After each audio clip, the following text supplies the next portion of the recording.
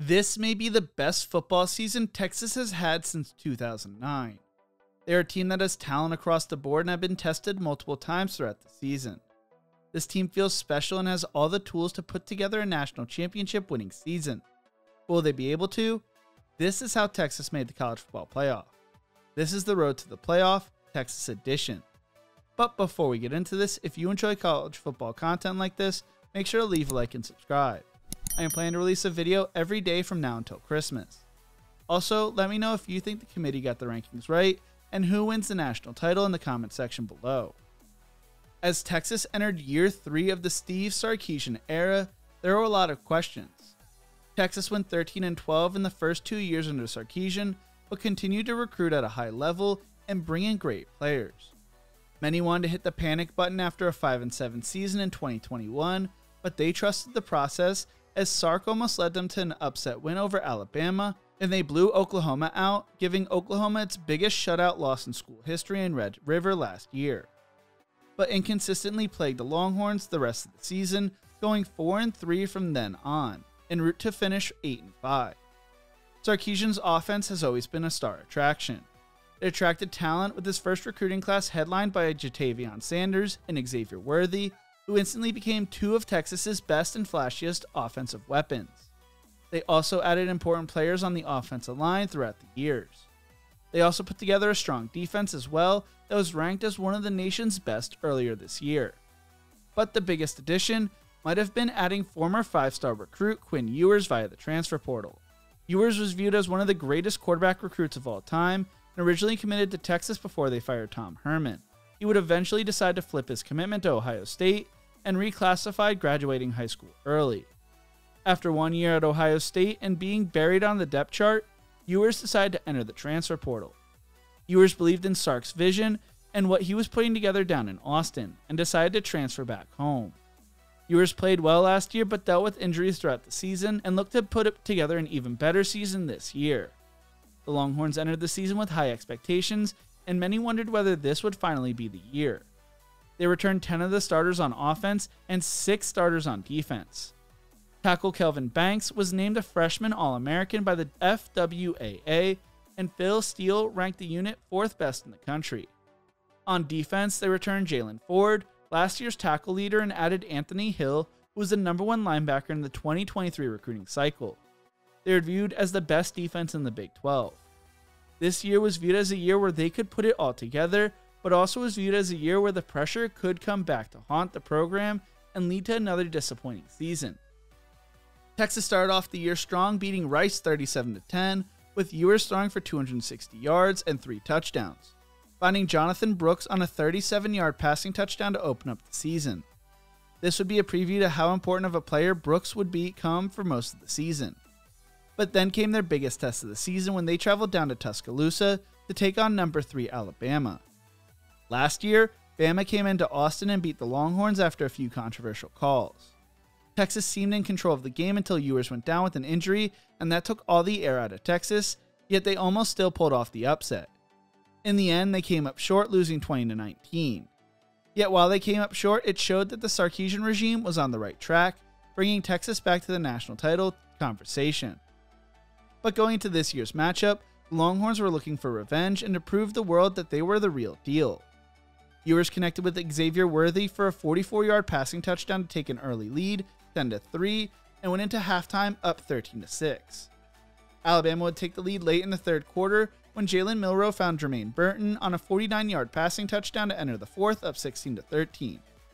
This is when many felt Alabama might start to run away with the game, yet this Texas team was here to prove they were the real deal, and they responded with a 3-play 75-yard drive that was capped off with Ewers finding Adonai Mitchell take a 20-16 lead 1 minute into the fourth. They followed that off by picking off Milroe, which saw Jerain Thompson return it 32 yards down to Alabama's 5, which was then followed up by a Jonathan Brooks touchdown.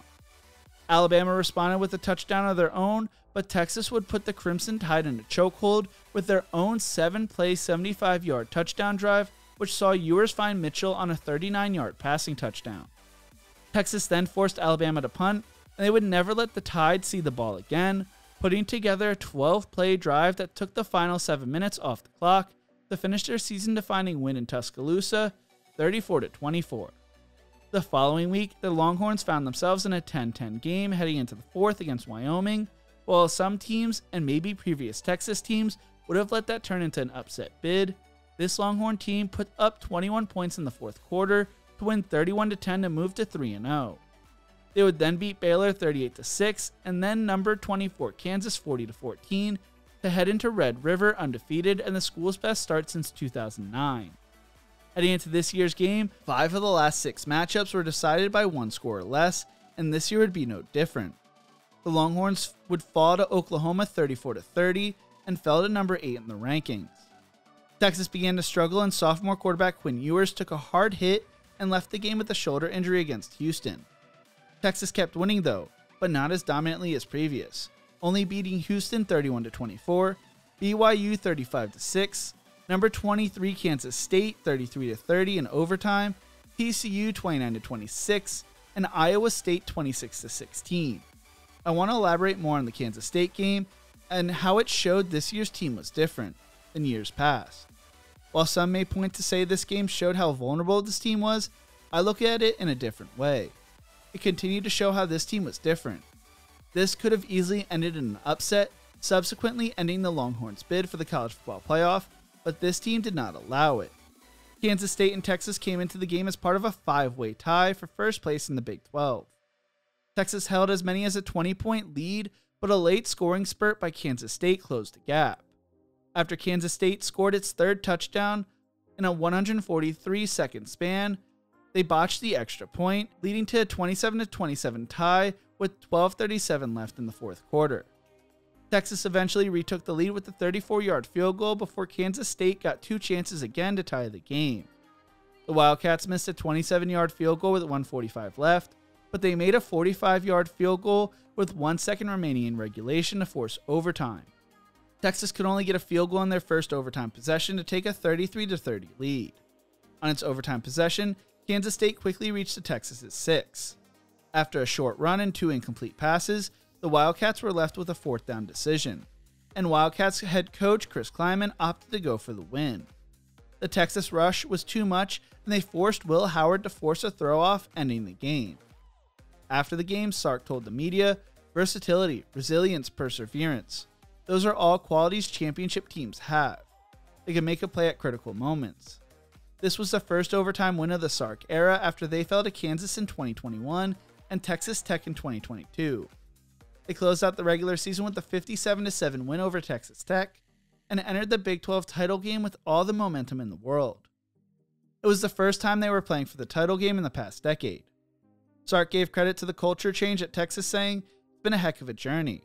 Like to think about where we were the first year in year 1, and just kind of the changing culture and kind of building upon that from year 1 to year 2. Some tough losses along the way, but I thought our culture just continued to build." When Ewers broke the Big 12 title game passing records for total yards with 458, passing yards with 452, and tied the Big 12 title game record of 4 touchdowns in a game. He was named the 2023 Dr. Pepper Big 12 Championship MVP, and the Longhorns dismantled Oklahoma State 49-21. With the win, many felt like Texas was going to make the playoff, but there was some controversy with the media. After Alabama's win over Georgia, ESPN felt like Bama deserved a college football playoff spot and began to discredit Texas's win in Tuscaloosa, saying it was a different team now. This really bothered me as a neutral fan because with that argument, why do we even play early season games then? It was a terrible look by ESPN as they may have coerced the committee's rankings. But luckily for Texas, they were not the ones who were left out for Alabama. That would instead be undefeated Florida State. The Longhorns will take on number 2 Washington in the Sugar Bowl on January 1st. It should be an exciting game, and this Longhorns team has all the tools to win it all this year. What do you think? Did the committee get it right, and who wins the national title? Let me know in the comment section below. If you enjoyed this video, make sure to check out one of my other videos YouTube thinks you will love right here. Don't forget to leave a like and subscribe for more college football content. Thank you so much for watching, and as always, remember to embrace the grind.